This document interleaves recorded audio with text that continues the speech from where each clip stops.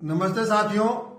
गांव सरकार की 61वीं कड़ी में आज हम बातचीत करेंगे और आज के लिए हमारे जो विशेष अतिथि हैं वह है श्री गिरीश पांडे जी। और गिरीश पांडे जी आयकर आयुक्त के बड़े ऊंचे से ऊंचे पद पर रहे हैं। वो प्रमुख मुख्य आयकर आयुक्त का पद से सेवानिवृत्त हुए। लेकिन इनके बारे में हमने इनको आज इसलिए आमंत्रित किया है कि इनकी दो विशेषता है। एक तो ये गांव में रहे हैं, प्रारंभिक जीवन में इन्होंने अपने जीवन की शुरुआत जो है गांव से की थी और गांव में रह के पढ़े लिखे और फिर वहां से निकल के ये बड़े बड़े पदों पर और बड़े बड़े मुख्य भूमिका में रहे।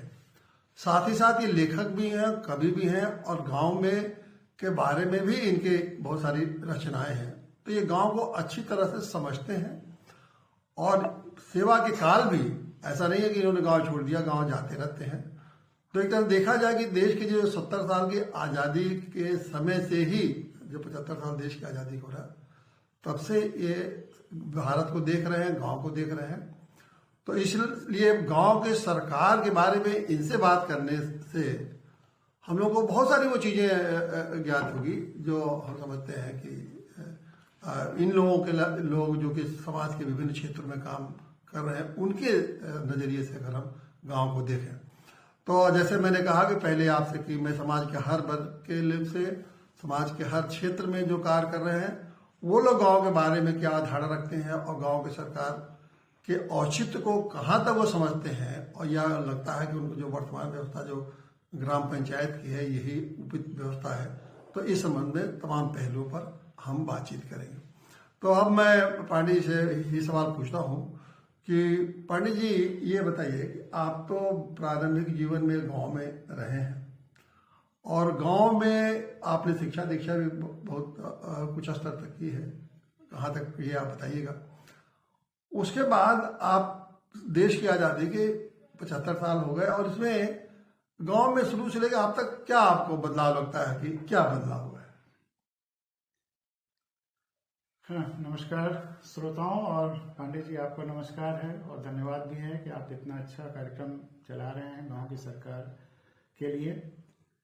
और जैसा आपने बताया कि मेरा प्रारंभिक जीवन बोरा झोरा लेकर आम के पेड़ के नीचे से शुरू हुआ, तख्ती इस पे लिखना शुरू किया और चूंकि स्कूल में बिल्डिंग नहीं थी तो वो बच्चा जो नंगे पाँव कीचड़ में होकर के गांव स्कूल जाता था, दर्जा 4 और 5 में मास्टर साहब की कुर्सी और श्यामपट भी ले जाता था जो दर्जा 4-5 के बच्चे थे बारी बारी, क्योंकि जब स्कूल बिल्डिंग नहीं थी तो कहाँ रखा जाए। वहां से यात्रा शुरू हुई। लेकिन एक चीज थी कि हमारे पिताजी गांव के प्रधान थे और वो 47 से लेकर के 74 तक प्रधान रहे और मैं देखता था कि किस तरह से वो गांव के किसी का कोई दुख हो तो वो सबसे पहले परेशान होते थे, छटपटाते थे और अपने संसाधन से उसको ठीक करने की कोशिश करते थे। अपने पेड़ कटवा करके दे देते थे, अगर लकड़ी की जरूरत है, अगर अनाज की जरूरत है तो अपने खेत से दे देते थे। अगर जानवर भी हमारे खेत में चरता था, कोई शिकायत लेके आता था तो उसको ही बल्कि समझाते थे कि देखो तुम्हारे खेत में तो नहीं चल रहा है और हमें खाने पीने को है तो तुम्हें परेशान होने की जरूरत नहीं, उसका भी हक है। तो अगर एक संवेदनशील प्रधान हो तो गांव को कैसे खुशहाल कर सकता है, यह मैंने अपनी आंखों से, अपने अनुभव से वहां देखा था। पिताजी तो कर रहे थे, मैं देख रहा था पढ़ता हुआ। आगे चल करके पिछले 20-25 सालों में 7 लाख से अधिक किसानों ने आत्महत्याएं की हैं। इससे बड़ी ट्रेजेडी दुनिया में कहीं नहीं हो सकती। कभी कभी तो चिकोटी खाट के देखना पड़ता है कि क्या ऐसा संभव है एक आजाद देश में कि जहां किसानों को आत्महत्याएं करनी पड़े। और सुब्रमण्यम भारत किसानों की बात नहीं कर रहे हैं, हमारा मुख्य जो लक्ष्य है कि जो ग्रामीण व्यवस्था है नहीं, उसके लिए जो ग्राम पंचायत ये आपने चूंकि मेरी भूमिका के बारे में पूछा था इसलिए बहुत जरूरी है। सुब्रमण्यम भारती की एक कविता है एक लाइन की कि अगर इस धरती पर एक भी व्यक्ति भूखा सोता है तो इस धरती को, लेकिन अगर सबकी भूख को मिटाने वाले किसान को आत्महत्या करने तक ठेल दिया गया है तो क्या क्या नष्ट कर देना चाहिए, यह सोचने की जरूरत है। सबसे पहले हमारी जो असंवेदनशीलता हो गई है कि हम दूसरे के सुख को अपना नहीं समझते हैं और उसके लिए कार्य नहीं करते हैं, जो हमारी गांव पंचायतें असंवेदनशील हो गए हैं, उसको मिटाने की तुरंत जरूरत है। और इसीलिए रिटायरमेंट के तुरंत बाद हम लोग गांव की सरकार अच्छी बने, इसके लिए काम करने के लिए उनको ये संविधान में 73वें संविधान संशोधन के बाद जो 29 विषय दे दिए गए हैं उसको बताने के लिए, और खास करके उसके बाद जो पंचायती राज अधिनियमों में परिवर्तन आया उसको बताने के लिए कि कोई भी सरकार हो, चाहे केंद्र सरकार हो, चाहे राज्य सरकार हो, चाहे गांव की सरकार हो, 73वें संविधान संशोधन के बाद अब गांव की सरकार बन गई और 74वें संविधान संशोधन के बाद संवैधानिक रूप से शहरों की सरकार बन गई। लेकिन कोई भी सरकार हो, सरकार हमेशा जनता की होती है। संविधान ये कहता है कि जनता मालिक है, गणराज्य है, जनता का राज्य है, सरकारें जनता की हैं, जनता के प्रतिनिधियों की हैं। चूंकि गांव में सब लोग एक साथ बैठ सकते हैं तो इसलिए डायरेक्ट उनसे फैसला हो सकता है, बाकी जगह पूरे विधानसभा या लोकसभा के लोग एक साथ नहीं बैठ सकते हैं, इसलिए वहां पर वो प्रतिनिधि हैं। लेकिन गांव में तो गांव के सभी लोगों को साल में 2 बार मीटिंग होनी चाहिए, कंपलसरी है पंचायती राज अधिनियम के तहत, और सारे फैसले उस गांव के मीटिंग में होना है। प्रधान या गांव पंचायत केवल फैसिलिटेटर है, उसको इम्प्लीमेंट करने के लिए है, लेकिन उन 29 विषयों पे क्या क्या फैसले होंगे ये गांव सभा में होना है। कहाँ किस विधवा को पेंशन मिलना है, किस गरीब का मकान बनना है, सड़क या सिंचाई की क्या योजना है, ये सब के सब फैसले गांव के लोगों को करना है। और दूसरी बात, जो right to recall Jayaprakash Narayan मांग रहे थे, वो पंचायती राज अधिनियम में अब दे दिया गया है। अगर लोग गांव के देखते हैं कि 2 साल तक काम करने के बाद ये देखते हैं कि वो प्रधान ठीक काम नहीं कर रहा है, सारे फैसले गांव वालों से नहीं करवा रहा है या उसमें गड़बड़ियां कर रहा है, तो गांव के लोग एक सरल तरीका है उसको निकाल सकते हैं। उस निकालने का प्रोविजन भी मैं आपके सामने पढ़ दे रहा हूं, जो हम आएंगे उस पर, हमारा उस पर हम आएंगे प्रक्रिया पर। देखिए, जो सबसे बड़ी दिक्कत हो रही है कि 73वें संविधान संशोधन से गांव को बनाया गया कि ये सेल्फ गवर्नमेंट होगा गांव, एक उनके 243 में प्राविधान है। और उन्होंने कहा कि 29 विभाग हैं और इसके गांव को व्यवस्था जो है, ये गांव के लोग उनको विषय चलाएंगे। और वो उसी तरह से है जैसे कि राज्य सरकार की और केंद्र सरकार की, उनको भी यूनियन लिस्ट में करीब 97 विभाग दिए गए हैं, राज्य को दिए गए हैं 66 विभाग। तो उसी तरह गांव में ग्राम पंचायतों को दिया गया है उनको 29 विभाग। लेकिन उत्तर प्रदेश पंचायती राज अधिनियम का एक प्राविधान है, धारा 15, उसमें ये लिखा गया है कि जो कुछ भी गांव के कार्य अधिकार होंगे, जो 29 विभाग हैं, वो सब उत्तर प्रदेश राज्य सरकार के निर्देशों के अधीन होंगे। बिल्कुल बिल्कुल। तो अब ये जो धारा 15 पे जो व्यवस्था दी गई है, उस व्यवस्था के बाद तो अब ये आप जैसे आप कह रहे हैं गांव वाले अपना निर्णय लें, अपना फैसला लें, कैसे ले सकते हैं, जबकि राज्य सरकार को व्यवस्था ऐसी कर दी गई है कि जो राज्य सरकार निर्देश देगी, जो जीओ निकालेगी, उसके हिसाब से उनको काम करना है। तो ये जो ग्राम पंचायतों का जो अधिकार है, वो व्यवस्था है, वो व्यवस्था तो उसको मतलब नहीं, वो तो फिर सरकार का ही एक विभाग हो गया ना, कि सरकार इसके निर्देश देगा, ये शासनादेश जारी करेगा कि आप पेंशन बांटिए, आप विकास के, आप स्कूल चलाइए, आप ये चलाइए, जो जो जैसे जैसे निर्देश वो देंगे, उनके पास तो कोई अधिकार रहने गया। तो बाकी जब उनके पास कोई अधिकार नहीं है तो इस ग्राम पंचायतों का क्या औचित्य है फिर? इसको पांडे जी 2 तरह से सोचिए। एक तो जो यथास्थिति है और क्या होना चाहिए, हम वर्तमान जो ग्राम पंचायत चल रही है, दोनों महत्वपूर्ण है जी। यथास्थिति जो है, उत्तर प्रदेश में तो जकड़न ज्यादा है, कई राज्यों ने दिया भी है पंचायतों को अधिकार, तो जो यथास्थिति है उसमें क्या बेहतर किया जा सकता है, एक तो ये, और दूसरा यथास्थिति में जो गड़बड़ियां हैं उसको दूर करने के लिए क्या करना चाहिए, ये। और जो आपने पंचायती राज अधिनियम के धारा 15 की बात कही है, यह दरअसल जो पंचायती राज के बारे में संशोधन 73वें और 74वें उसके बाद ही आया है मेरे पास। नहीं, उसमें भी एक कमी रह गई है। उसमें उन्होंने राज्य सरकारों को छोड़ दिया कि इसको लागू करेंगे, वो नहीं होना चाहिए था। सीधे सीधे वो विषय उनको दे करके सरकार के रूप में बना देना चाहिए था। वो राज्य सरकारों पर नहीं छोड़ना चाहिए था। राज्य सरकारें निहित स्वार्थवश उसको नहीं पास ऑन करना चाहती हैं, तो संविधान में भी वह संशोधन होना चाहिए और 15 में उसी अनुरूप हो जाएगा। तो एक तो वो है, उसके लिए कानूनी लड़ाई आप लड़ ही रहे हैं, बहुत सारे लोग लड़ रहे हैं कि वहां पर वो ठीक किया जाए, या जो धारा 15 है या निरस्त हो या ये, तो एक तो वो है। मैं दूसरी बात कह रहा था कि वो लड़ाई के साथ साथ एक दूसरी चीज ये है कि जनता जहां केवल दो ही चीजें जान लेती है कि सारे फैसले गांव के लोगों में बीच में होना है, केवल प्रधान को नहीं करना है, तो जहां गठजोड़ डिस्ट्रिक्ट अथॉरिटीज, ब्लॉक अथॉरिटीज और प्रधानों का हो रहा है वह बंद हो जाता है। हम लोगों ने तो गांव-गांव में जो संविधान कथाएं कही और उसका वो लीडर करे क्या जब नहीं इम्प्लीमेंट होता है, यही बात है। जैसे मान लीजिए कि उनको जो अधिकार दिया गया, जैसे मान लीजिए कोई अधिकार दिया, जैसे सफाई का है, सफाई के बारे में कौन सा निर्णय अगर गांव वाले लें कि हमें सफाई करवाना है तो उसका पैसा चाहिए। मैं आपको एग्जांपल देता हूँ, नहीं जैसे स्पेसिफिक हम सफाई कर लेते आज इन्होंने एक सफाई कर्मचारी नियुक्त कर दिया है हर गाँव में, ये व्यवस्था में वर्तमान व्यवस्था में राज्य सरकार ने उनको 30,000 रुपया तनख्वाह दे रही है। अब गांव वाले उसके तनख्वाह उससे काम से संतुष्ट नहीं है, करता नहीं है, क्या करे गांव वाले? आज की व्यवस्था में जो आप कह रहे हैं, आप सुझाव दीजिए कि वर्तमान व्यवस्था में गांव वाले क्या करें?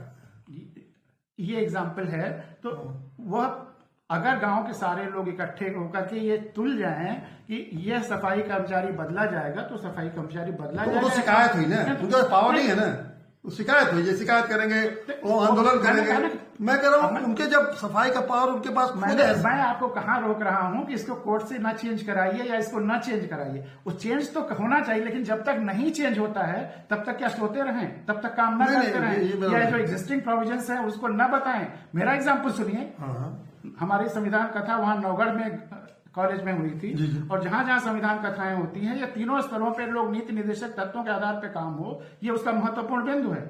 तो संविधान की किताब भी बांटता हूं, हर गांव के बच्चे को एक एक मिल जाए उसके भी इंश्योर करता हूं। तो एक नौगढ़ में एक गांव से फोन आया कि पांडे जी आपकी ये किताब हमने पढ़ी है, वो हमको बहुत अच्छी लगी। हमने कहा कैसे मिली? तो फला कॉलेज में आप आए थे, वहां से हमारा बच्चा पढ़ता है, वहां से ले आया था। तो और हमारे गांव की एक समस्या है, क्या संविधान में या आपके पास कोई उसका हल है? हमने कहा समस्या क्या है? तो उन्होंने कहा समस्या ये है कि हमारे गांव का जो पब्लिक डिस्ट्रीब्यूशन वाला वो कोटेदार है, वो सारा कोटा ब्लैक कर देता है, शुरू में 1-2 दिन देता है, उसके बाद सब ब्लैक कर देता है। तो मैंने कहा कि इससे आप अकेले तो पीड़ित होंगे नहीं, पूरा गांव पीड़ित होगा। तो उन्होंने कहा, तो हमने कहा प्रधान को शिकायत करिए, 29 विषय उसके अधीन आते हैं। तो उन्होंने कहा कि यही तो रोना है कि वो उसका भतीजा है प्रधान का, इसलिए वो उसके खिलाफ कुछ काम नहीं कर रहे हैं। तो हमने कहा फिर एक काम करिए, इस जो आपकी किताब जो आपके हाथ में है उसमें प्रधान के निष्कासन का तरीका लिखा हुआ है। 2 साल के बाद प्रधान निकाला जा सकता है। अगर 2 साल हुआ है तो अभी से, और नहीं हुआ है तो आप जा करके सीधे प्रधान से केवल इतना कहिए जितने लोग प्रभावित हैं, कुछ और करने की जरूरत नहीं है, ना कुछ शिकायत करने की जरूरत, केवल इतना कहिए प्रधान जी अब आप अपने भतीजे कोटेदार से जो चाहिए सो कराइए, फैसला आपको ये करना है कि आप 2 साल का प्रधान रहना चाहते हैं कि 5 साल का। केवल इतना बता देने के बाद वो प्रधान जी घबरा गए और वो तुरंत अगले दिन से सब कुछ ठीक हो गया। मैं ये कह रहा हूं कि जितना अभी प्रोविजंस के तहत गांव वालों को सुखी किया जा सकता है उतना किया जाए, और जो कानूनी लड़ाई है, जो तीसरी सरकार का जो दर्जा देने का है, उसके लिए वो काम किया जाए। उसके लिए हम ऐसे विधायक और सांसद चुने जो यहाँ पर राज्य सरकारों से पास ऑन करें, और उसके बाद केंद्र में भी वो संविधान में संशोधन लाए। आखिर मालिक जनता है, चुनती जनता है, तो ऐसी विधानसभा क्यों न लाए कि जो सीधे के सारे अधिकारों को अपने पास सीमित न रख करके गांव को दे, और केंद्र सरकार ऐसी क्यों न लाए जो संविधान में संशोधन करे और सीधे सीधे सत्ता जनता तक पहुंचाए उसके लिए। और वो भी गांव वाले जिम्मेदार हैं, हमारे 90% वोटर्स तो गांव वाले हैं, क्यों नहीं विधानसभा और केंद्र लोकसभा ठीक करते हैं? सब उन्हीं को करना है, कोई फरिश्ता नहीं आएगा। इवन न्यायपालिका भी तुरंत न्याय नहीं देगी, लेकिन अगले चुनाव में खुद न्याय कर सकते हैं, उसके लिए उन्हें तैयार होना होगा। ये वो ठीक कह रहे हैं आप। ये जो वर्तमान व्यवस्था में तो मैं वही आपसे कह रहा हूँ ना कि वर्तमान व्यवस्था से इसका मतलब आप संतुष्ट हैं कि ठीक है? मैंने कब कहा संतुष्ट नहीं, ये फिर यही बात मैंने कहा दोनों लेवल पे काम करना है। जैसे आप ताड़ते हैं तो बाएं हाथ भी चलाते हैं, दाएं हाथ भी चलाते हैं। आप एग्जिस्टिंग व्यवस्था में जितना सुधार हो सकता है, जितना आपके वश में आज करना है वो आज करिए, जितना भविष्य में चुनाव में करना है वो करिए, जितना हाईकोर्ट सुप्रीम कोर्ट में करना वो करिए, लेकिन हर स्तर पे करना है। केवल एकांगी होकर के नहीं करना है, संपूर्णता में देखते हुए करना है। सहमत है, इस पर बात नहीं है। तो आप ये कहां से कह रहे हैं कि इसका मतलब संतुष्ट है? आप मीनिंग्स मत निकालिए, जो मैं कह रहा हूं उसको समझिए। हम संतोष का मतलब ये है कि जो वर्तमान व्यवस्था है, जब इसमें हम गांव के लोगों को हम बात कर रहे हैं कि एम्पावर जब तक नहीं करेंगे, इस व्यवस्था में अगर एम्पावर अगर उसको नहीं करेंगे तो इस व्यवस्था से वो फिर वहीं के वहीं बैठे रहेंगे ना। वो मैं ये कह रहा हूँ बार बार हर चीज क्यों लड़े वो उस व्यवस्था में। लड़ना तो पड़ेगा, अगर उनको मालिक बनना है, अपना अधिकार चाहिए तो लड़ना पड़ेगा, हर स्तर पर लड़ना पड़ेगा। और दूसरी बात यह है कि इस व्यवस्था में जितना मिल चुका है उसका भी कोई दुरुपयोग न करे, इसको इंश्योर करना है। और जो उनका अभी हक छीना जा रहा है उसको भी, उसके लिए भी लड़ना है, हर स्तर पर लड़ना। ठीक है, तो चलिए। और वैचारिक रूप से तो लड़ना ही है, मैं भौतिक रूप से लड़ाई। चलिए, अब ये समझा कि इस व्यवस्था में एक बात हो गई कि इस व्यवस्था में जहां जहां भी आपको गांव के लोगों को अधिकार है उसमें अपने अधिकारों को पाने के लिए लड़ाई लड़े। बिल्कुल। अच्छा, अब आ जाइए दूसरे पक्ष में। दूसरा मेरा पहलू ये है कि जो गांव सरकार के जो 29 विभाग हैं, अगर उस 29 विभाग का, देखिए उनके लिए एक फाइनेंस कमीशन बना हुआ है, वो फाइनेंस कमीशन उनको अधिकार, जिस तरह से राज्य का फाइनेंस कमीशन है, केंद्र का फाइनेंस, हर साल फाइनेंस कमीशन 5 साल के लिए बनता है। 95 से लेकर आज तक फाइनेंस कमीशन बना। 95 से लेकर करीब करीब 25 साल में करीब 5 फाइनेंस कमीशन बन गए। और फाइनेंस कमीशन की यही जिम्मेदारी है कि जैसे केंद्र सरकार को पैसा देती है, राज्य सरकार को देती है, और हाँ उसी तरह से जब उससे भी किसी दिन आकर के फाइनेंस कमीशन वाले क्या दिक्कत महसूस कर रहे हैं खुलेआम वो बतावे। तो वो फंड एलोकेट करते हैं ग्राम पंचायत के लिए। तो ग्राम पंचायतों के अब किसी की कृपा पर पैसा नहीं मिल रहा है, बिल्कुल उनको सीधे फाइनेंस कमीशन एलोकेट कर देती है कि इतना पैसा आपको गांव पंचायतों के लिए जाएगा। पूरे स्टेट के मान लीजिए हमारे यहाँ 60,000 ग्राम पंचायतें हैं, 60,000 के लिए एलोकेट कर दिया। अब वो किस गांव में जाएगा, वो ये फॉर्मूला है कि किस गांव में जाएगा। जब ये पैसा, फिर ये सीधे पैसा, इसमें तो कोई दिक्कत नहीं, जब ये पैसा सीधे ग्राम पंचायत के लिए एलोकेटेड है तो वो पैसा सीधे गांव को क्यों नहीं जाता? जैसे मान लीजिए एक गांव को 1 करोड़ रुपया जाना है, तो सीधे उनके गांव के अकाउंट में क्यों नहीं भेजते? यही होना ही चाहिए। अगर ये नहीं भेज रहे हैं तो अब उनके पास पैसा है नहीं गांव वालों के पास, तो जब ये पैसा उनके लिए है, उनको खर्च करना है, जब वो पैसा नहीं जा रहा है यही तो अब वो गांव वाले मान लीजिए अपने स्तर से इस कौन सी कोशिश कर रहे हैं जिससे कि उनको पैसा सीधे आ जाए उनके पास। हम नई व्यवस्था पर बात नहीं कर रहे, वर्तमान व्यवस्था में बात कर रहे हैं। वर्तमान व्यवस्था में 2 ही रास्ते हैं, या तो आप लोग कोर्ट से इसको करवाइए, और नहीं तो अगले चुनाव में, जैसे यूपी में चुनाव होने जा रहा है, ये शपथ पत्र लें हर विधायक जिसको चुनाव में आए, उनके पास जो प्रत्याशी आए, कि अब सीधे सीधे ये फंड गांव सभा को ट्रांसफर करेंगे। जब तक इस शपथ पत्र को न दे तो उसको वोट न दे। ये फैसला कहाँ, देखिए जागरूकता लाना, कोई तो जागरूकता तो लाना ही पड़ेगा।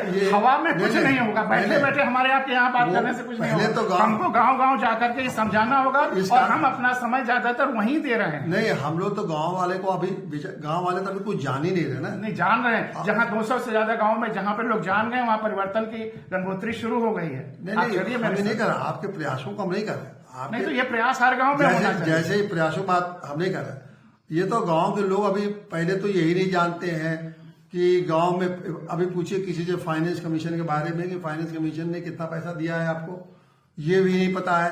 फाइनेंस कमीशन का पैसा किस तरह से उनको जाना चाहिए और किस तरह मिलना चाहिए उनको नहीं मालूम है। अब ये बताइए, गांव को आज की व्यवस्था में बताऊं तो एक गांव में कफन भी खरीद रहा हूं आज के दिन, कफन, आज की जो चुनाव पंचायत कोई मर गया उनको कफन के लिए 2,000 रुपया देना, कहाँ से गाँव पंचायत दे देगी? आपकी बात बिल्कुल सही है, लेकिन ये ट्रांसफर कैसे होगा, या गांव के लोग कैसे जन जागरण उनको होगा, इसके लिए क्या इरादा है? वो तो अलग है, वो उस पर हम नहीं आ रहा। नहीं, उस पर आना पड़ेगा, कैसे नहीं आए? मैं आपको एक एग्जांपल नहीं, हम जो आपसे एज ए विषय चर्चा कर रहे हैं, वो हमारा उद्देश्य ये है कि गांव के सामने जो गांव को अधिकार है, जो गांव को मिलना चाहिए, वो आपके उसके वो कौन बताएगा? वो आपके थ्रू ही तो हम गांव को बता रहे हैं लोगों को। आपके माध्यम नहीं, हम तो एक व्यक्ति हैं, हर व्यक्ति के माध्यम से, हर व्यक्ति के माध्यम से जानना नहीं, पहले तो हम आपके माध्यम से इस गांव की जो पूरी वर्तमान चुनावी पंचायती राज व्यवस्था है, इसको कितने लोग सुन रहे हैं, ये सवाल नहीं है। हमारे माध्यम से अगर कर रहे हैं तो हर व्यक्ति तक पहुंचना होगा, ये टारगेट रखना होगा। इसी का तो इस बात को 50 लोग समझे, इस चुनाव 50 तो सुन रहे हैं, 50 लोगों से आग्रह करिए वो 50 तो सुन रहे हैं ना, 22 करोड़ लोगों तक पहुंचना है। अच्छा, मजे की बात यह है नहीं, ये 50 की बात करिए आप, सुनिए 50 लोगों को तो हम बता रहे हैं ना, मान लीजिए आज 500-700 लोग देख रहे हैं, तो ये 500-700 लोगों को पहले बताएं, पहले 500-700 लोग बताएं, उसके बाद हम देश आंदोलन वाला करें। हम इस बात को क्लियरफाई करना चाहते हैं कि ये समस्या क्या फाइनेंस कमीशन जैसे वित्त का है, आपने एक बताया पावर का, पहले हम लोग चर्चा की पावर का, गाँव का पावर में सब कुछ आ जाता है। नहीं, अलग financial power, knowledge power, economical power, सारे पावर्स एक ही हैं। अभी हम लोगों ने वो पाने एक ही नहीं है। जैसे अभी आपने 29 विभाग का पावर दिया तो उन्होंने बताया कि धारा 15 में उन्होंने रोक दिया सारा, जो हम निर्देश देंगे उसके हिसाब से करेंगे। पावर दे दिया संविधान में, लेकिन उन्होंने कहा अब धारा 15 के अंदर पंचायती राज अधिनियम में धारा 15 में पढ़ दे रहा हूँ, बोलेगा आगे जो हम निर्देश देंगे उसके हिसाब से आप काम करेंगे। तो उनका सारा 29 विभाग का पावर उन्होंने 1 मिनट में उसका सफाई कर दिया। मैंने कहा ना, उसके बाद आए संविधान में ड्राफ्टिंग में वो कमी रह गई, ठीक है, तो वो तो अलग बात, उसको दूर करना है। ऐसी शर्तों के अधीन रहते हुए जैसे राज्य सरकार समय समय पर निर्दिष्ट करे, ग्राम पंचायत निम्नलिखित कृत्यों का संपादन करेगी। उसी जो संविधान के उस धारा का फिर ये संशोधन तो आसान है, संविधान का संशोधन बड़ा पहले तो चाहे ये संशोधन हो, चाहे ये संशोधन हो, चाहे वो संशोधन हो, दोनों का तरीका क्या होगा? तो ऐसे लोग चुने जाए, वही तरीका होगा ना, ऐसे और शॉर्टकट कोई है क्या? तो इसका मतलब ये है कि अगर जब तक नहीं चुने जाते हैं तब तक इस बात पर चर्चा लगे, नहीं चर्चा किया जाए और जनता को इस बात के लिए आगाह किया जाए। तो वही तो ये इसी के माध्यम से किया जा रहा है ना। मान लीजिए इसमें आप कह रहे हैं कि सीधे गांव में जाके वह भी करना है, ये भी करना, सब करना। मैं जब कह रहा हूँ वो भी करिए तो इसका मतलब ये ना करिए ऐसा मैंने कहा नहीं। वही आप हम कभी दिस और दैट दोनों करना है, दिस करिए वो ना करिए, या मैं कभी नहीं करता हूँ। अभी आप इस पे एक बहुत महत्वपूर्ण आपको एग्जाम्पल, सवाल आ जाए उसके बाद हम ये इसी से जुड़ा हुआ है। एक IIM यहाँ के प्रोफेसर थे, वहां मेरा लेक्चर था, तो यही चीजें मैंने बताई कि ये संकट है जो अभी हम लोग चर्चा कर रहे हैं। तो उन्होंने कहा कि इसको पंचायती राज सेक्रेटरी जो केंद्र सरकार के हैं उनसे जरा बात करिए, क्योंकि उनका हमारे क्लासमेट हैं, उनका नंबर मैंने उनसे लिया, उनसे बात किया। हमने कहा ये जो प्रोविजंस हैं इनको जन जन तक पहुंचाने के लिए पंचायती राज के जैसे 2 बार मीटिंग होना चाहिए और प्रधान निकाला जा सकता है, इसको जन जन तक पहुंचाने के लिए आपने क्या किया? आखिर जिम्मेदारी तो आपकी है। संविधान और के संरक्षण और संवर्धन की शपथ सारे मंत्री लेते हैं और सारे राष्ट्रपति प्रधानमंत्री सब लेते हैं। तो उन्होंने कहा कि पांडे जी हम स्टेट गवर्नमेंट्स को फंड्स दे देते हैं। स्टेट गवर्नमेंट के जो यहाँ पर उस समय डायरेक्टर थे पंचायती राज के, उदयवीर सिंह यादव, हमारे हॉस्टल के जूनियर थे, मैंने उनसे पूछा कि यादव जी आप क्या करते हो जब केंद्र से फंड आते हैं इन सारी चीजों के बारे में गांव के लोगों को एक्चुअली बताने के लिए? तो उन्होंने कहा सर या तो गांव प्रधानों को यहाँ बुलाकर ट्रेन कर देते हैं जो हमारा ऑडिटोरियम है, और या हम गांव में जाकर के सेमिनार करते हैं और उनको बताते हैं।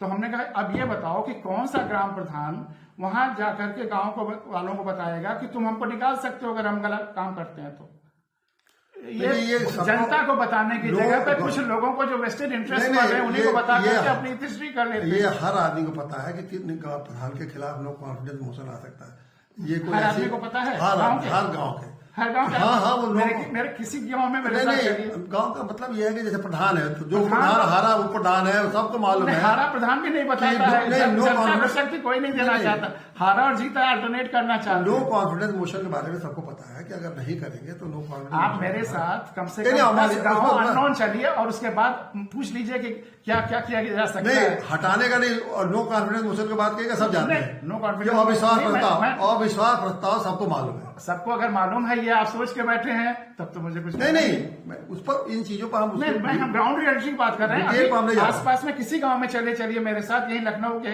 कल में देख लिया जाए। अब हम तीसरे पक्ष में क्या विश्वास ये हम यहाँ बैठ करके मानने के हो गया है? ठीक है, ग्राउंड रियलिटी पर चेक करिए मेरे साथ। वो भी करेंगे आगे। तो हम लोग ये 61वां है, बहुत सारे गाँव में ही हुए हैं। इसमें आपने देखा नहीं है? अगले गांव में गांव वालों से पूछिए। नहीं जो 61 एपिसोड हुए हैं इसे बहुत सारे गांव वालों का ही आ गया। उसमें आपको किस एपिसोड में गांव वालों ने कहा कि हमें पता है? नहीं ये बहुत सारे आपको मिले, कई एपिसोड में आपको हम कभी फॉरवर्ड कर देंगे। तो अब ये ऐसा नहीं कि खाली हम यहीं टेबल पर बात कर रहे हैं, नहीं गांव में भी बात हुई है। कुशीनगर में 7 साल हाँ, नहीं संविधान वो गांव सरकार में 3 साल पहले शुरू हुई थी। गांव 3 सरकार नहीं, हम लोग आप सही 15 की बात कर रहे हैं। आप होते 15 से गांव सरकार की हम लोग बात कर रहे हैं, इतने जो मीटिंग सभाएं हुई थी। अब ये तीसरा पक्ष हम लोग वहां कुशीनगर गए थे, जब देवरिया में 1000 से ज्यादा लोग आपके आए हुए थे, वहां मैंने पूछा तो संविधान कितने लोग जानते हैं, तो एक संविधान तो कोई नहीं जानता, संविधान नहीं जानते हैं। संविधान वाला बिल्कुल आपके सही कर रहा है। एक बात आप दर्शकों के लिए बता रहे हैं कि पांडे एक संविधान कथा भी करते हैं और संविधान जा जाके गाँव को बताते हैं, और ये बहुत अच्छी शुरुआत है और इन्होंने काफी सब प्रयत्न करते रहते हैं। ये बात सही है कि गाँव के लोग बहुत अनअवेयर है कि संविधान क्या होता है, संविधान के प्रावधान क्या है, क्या मौलिक अधिकार हैं, क्या मौलिक कर्तव्य हैं, किस तरह से संस्थाएं चलती हैं। लोगों को तो ये भी नहीं पता था कि गांव को संविधान के अंतर्गत ये अधिकार दे दिया गया कि वो एक सरकार की तरह काम करे, ये सभी लोगों को नहीं था। तो ये इन लोगों को जानकारी नहीं है। अब हम एक और पक्ष पर लगे थे, अब क्योंकि हम लोग एक सीमा है 40 मिनट तक इस चर्चा करते हैं, आधा घंटा हो गया, अब 10 मिनट हम लोग पास और समय बचा है। अब हम एक जैसे मान लीजिए कि ठीक है, ग्राम पंचायत की जो व्यवस्था है इसमें अगर ये ठीक रहता, ये बताइए जो अब आप जो आपका ग्रामीण चिंतन और आपका लेख है और इसमें बात है, मान लीजिए कि ये जो ग्राम पंचायत की पूरी व्यवस्था है जिस तरह चल रही है सरकारी तंत्र की तरह से, विकास का मॉडल जो गांव में चल रहा है, क्या इससे गांव का जो असली स्वरूप है वो कहीं विकृत तो नहीं हो रहा? जो गांव के जो देखिए, गांव का एक अपना एक संस्कृति है, गांव की एक खुद की सभ्यता है, गांव की एक माटी है, गांव के जिसको कहते हैं गांव की सुगंध है, और गांव में एक जैसे भाईचारा है, गांव में एक अपनत्व है। तो हम जो सरकारी विकास का जो मॉडल बना रहे हैं, क्या कर रहे हैं? सड़क बना दे रहे हैं, बिजली बना दे रहे हैं, खड़ा कर दे रहे हैं, मान लीजिए उसको सोलर लाइट लगा दे रहे हैं, नाली खड़ंजा बना दे रहे हैं, समझते हैं कि गांव का विकास है। अभी प्रधानमंत्री नरेंद्र मोदी जी भी ने भी कहा गांव को स्मार्ट गांव बना रहे हैं, शहरों का स्मार्ट गांव। तो ये जो स्मार्ट गांव और विकास का ये मॉडल जो शहर में चीजें उपलब्ध हैं वही गांव में उपलब्ध करा के, तो ये क्या ये सही तरीका है या गांव को छोड़ दीजिए अपने ढंग से वो विकसित करें? इसमें क्या कर रहे हैं? यह टोटली आप बिल्कुल सही कह रहे हैं, असंवैधानिक है। क्योंकि हमारे देश में सबसे बड़ा कानून और देश का सबसे बड़ा बचाने वाला अगर कोई है तो भारत का संविधान है। और संविधान में जो मूल कर्तव्य हैं वो सिटीजन्स की ड्यूटी है, और जो नीति निर्देशक तत्व हैं वो सरकारों की ड्यूटी है, और तीनों सरकारों की, चाहे केंद्र हो, चाहे राज्य हो, चाहे उनकी। हमारे जो सिटीजन्स की बेसिक ड्यूटी है, अगर वो केवल 2-3 चीजें उसमें फॉलो करें तो जो आप चाहते हैं, जो आप कह रहे हैं वही हम भी सब चाहते हैं कि यहाँ की जो सामाजिक संस्कृति है, यहाँ का जो भाईचारा है, यहाँ जाकर हम गांव के बारे में गाँव नहीं, शहरों में भी शहर की बात कर रहे हैं, प्योर गांव की बात। हम तो पूरे देश की बात कर रहे हैं, इसमें हम लोग रेफर करें ग्रामीण क्षेत्र। तो चलिए, हमारे आप में इतना डिफरेंस रहेगा, आप गांव की बात करेंगे और मैं जब बात वो सबके तो ठीक होना चाहिए, लेकिन नीति निर्देशक तक तो इस समय आप गाँव की बात कर रहे हैं कि गाँव में जो मॉडल अगर हम गांव की बात कर रहे हों और वहाँ कहीं सूरज उगता है, जिसका मतलब ये नहीं शहर में सूरज नहीं, संदर्भ बात कर रहे हैं, तो हम कह रहे हैं संदर्भ कुछ यूनिवर्सल अपने नहीं, हम जो विकास का मॉडल जो दे रहे हैं ना, विकास के मॉडल के जो गांव का विकास का मॉडल है, गांव और शहर सारी जगह का विकास का जो मॉडल है वो जो हमारे कॉन्स्टिट्यूशन के अगेंस्ट नहीं जा सकता है। और कॉन्स्टिट्यूशन कहता है कि भारत के प्रत्येक नागरिक का यह कर्तव्य होगा कि वह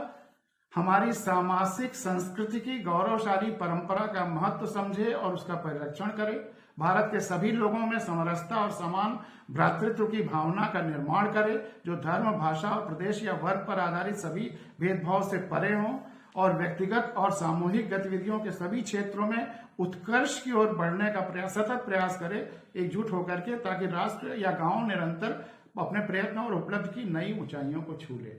तो यह हर व्यक्ति का कर्तव्य है, गांव के भी और पूरे देश के भी। और नीति निर्देशक तत्वों में वही बात कम से कम सरकार के लिए भी कह दी गई है। खास करके जो मूल सिद्धांत है वो आप जानते ही हैं, आर्टिकल 38 जो गाइडलाइन है मेन सारे, मतलब जिसकी बाकी सब तो उदाहरण है, लेकिन बेसिक सिद्धांत 38 आर्टिकल नीति निर्देशक तत्वों का, कि राज्य ऐसी सामाजिक व्यवस्था की जिसमें सामाजिक, आर्थिक और राजनीतिक न्याय राष्ट्रीय जीवन की सभी संस्थाओं को अनुप्राणित करे, भरसक प्रभावी रूप से स्थापना और संरक्षण करके लोक कल्याण की अभिवृद्धि करे। लोक कल्याण की वृद्धि जब सब मिलजुल करके काम करेंगे, प्यार से रहेंगे, तभी होगा। तो लोक कल्याण की अभिवृद्धि करे। और दूसरा, उसी का दूसरा भाग, राज्य विशिष्टतया आय की असमानताओं को कम करने का प्रयास करेगा, न केवल व्यक्तियों के बीच बल्कि विभिन्न क्षेत्रों में रहने वाले और विभिन्न व्यवसायों में लगे हुए लोगों के समूहों के बीच भी प्रतिष्ठा, सुविधाओं और अवसरों की असमानता समाप्त करने का प्रयास करेगा। तो अगर इस प्रिंसिपल पे गांव सरकार काम करती है और इसी प्रिंसिपल पे जो काम करने वाला हो उसी को चुनना है। अगला फिर वो राजेंद्र बाबू जी ने कहा था अपने संविधान पास करते समय, जो उनका उद्बोधन था, वो भी बहुत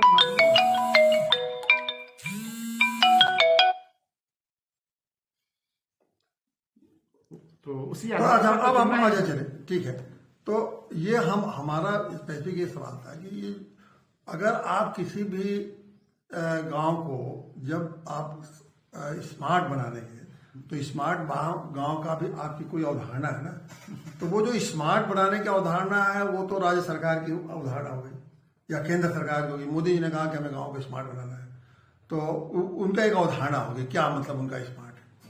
गांव के लोग, उत्तर प्रदेश सरकार कहेगी हम गांव को स्मार्ट बनाएंगे, तो इनकी भी अवधारणा होगी उनकी स्मार्ट गांव को बनाने में। लोग कहेंगे कि ये चीजें गांव में, स्मार्ट गांव बनाने में ये चीजें जरूरत है। इसमें गांव वालों की क्या भूमिका है? ये स्मार्ट बना के शासन एक व्यवस्था दे देंगे कि भाई ये है स्मार्ट गांव और ऐसा ऐसा करें। तो इसमें गांव वालों की इनके स्मार्ट गांव के अवधारणा में गांव के जो विचार है, गांव की जो सोच है, गांव के जो तरीके हैं, वो कहां से जगह पाएंगे? इसीलिए उन्हीं की जगह होनी चाहिए, सारे फैसले वहीं होने चाहिए, सारी योजनाएं भी वहीं बननी चाहिए।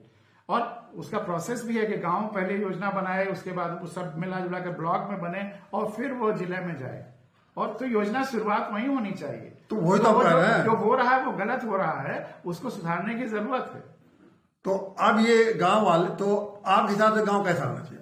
आप कोई कल्पना है आपके हिसाब से गांव इस व्यवस्था के तहत जो सरकार इसमें देश में गांव बन रहे हैं, उसके हिसाब से आपके नजरिया से गांव में क्या क्या होना चाहिए, कैसे कैसे होना चाहिए?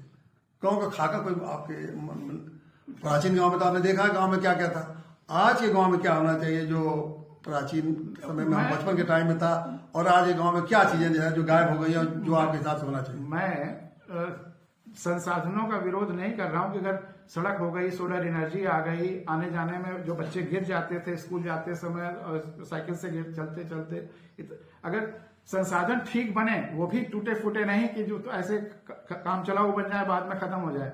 संसाधन आए ठीक है, लेकिन प्रकृति का संरक्षण हो, प्रकृति बची रहे, शिक्षा सबसे अच्छी हो। दुनिया में जो अच्छी से अच्छी शिक्षा है वो हमारे गांव में मिलनी चाहिए।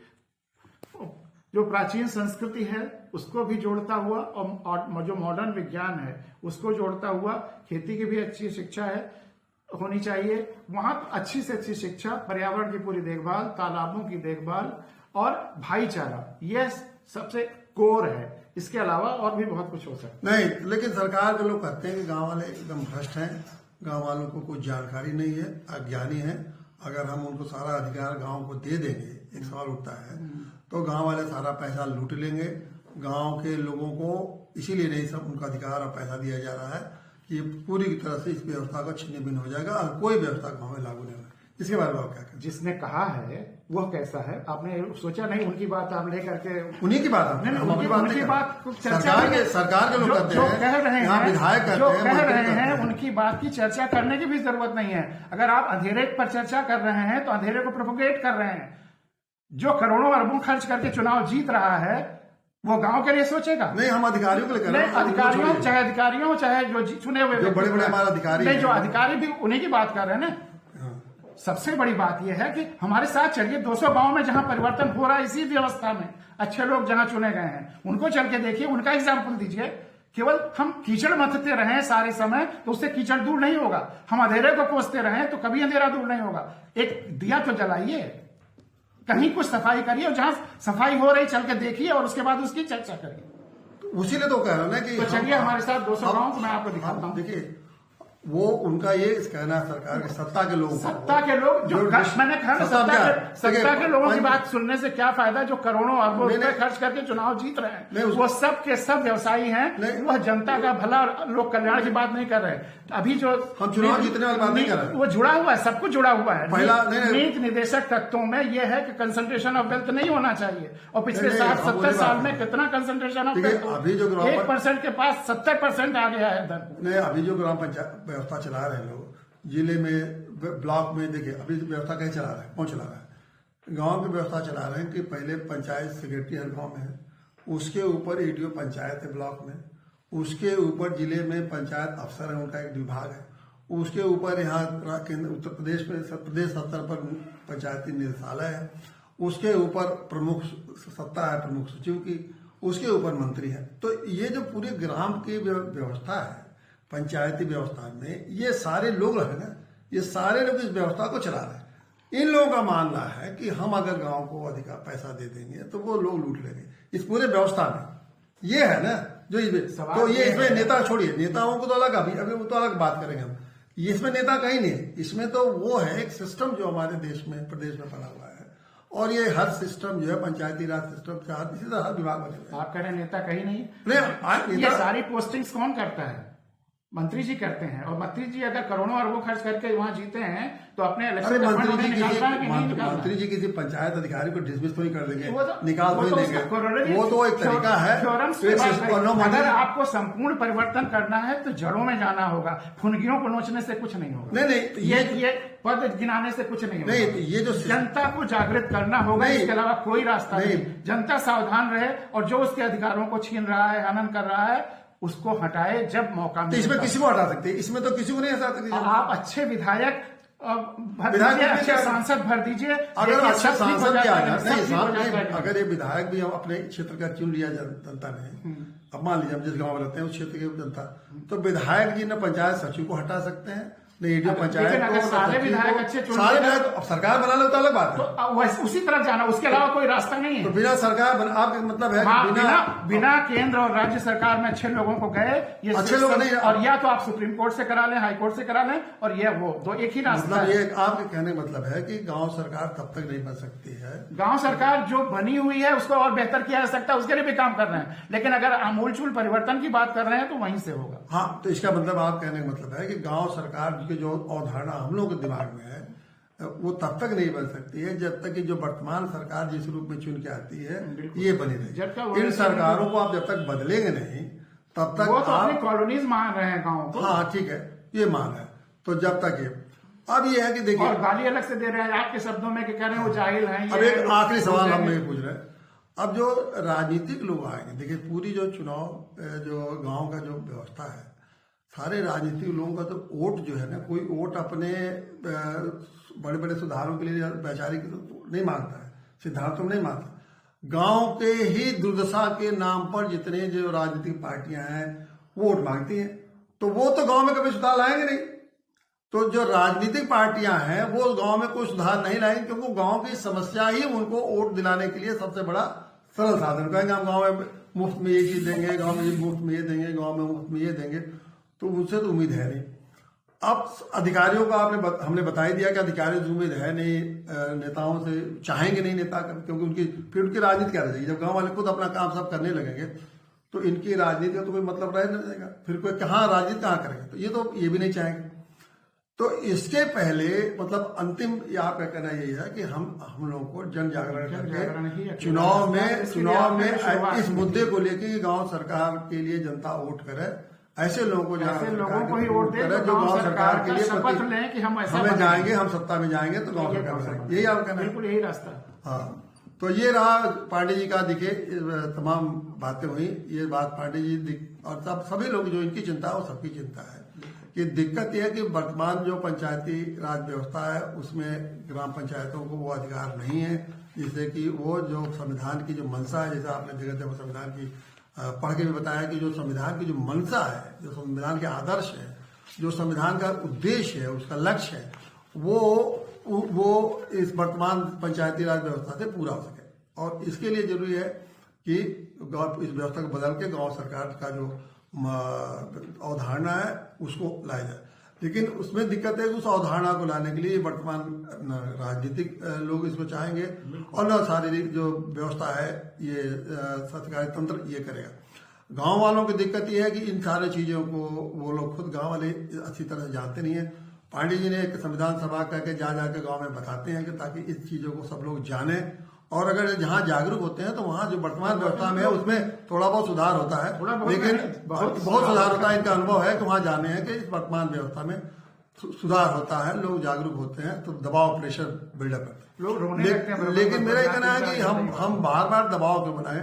जो मेरा अधिकार है, अगर हम उस अधिकारों को प्राप्त करके और उस अधिकारों को उपयोग करके हम खुद ही गांव के लोग सक्षम इतना बन जाएं कि हम अपनी व्यवस्थाओं को बेहतर ढंग से चला सकें और गांव को गांव के स्वरूप में विकसित करके और गांव की जो भारत की सभ्यता और संस्कृति है उसको अक्षुण्ण रख के और हम एक गांव को एक ऐसा महसूस करें कि गांव में रहना एक गर्व की बात हो।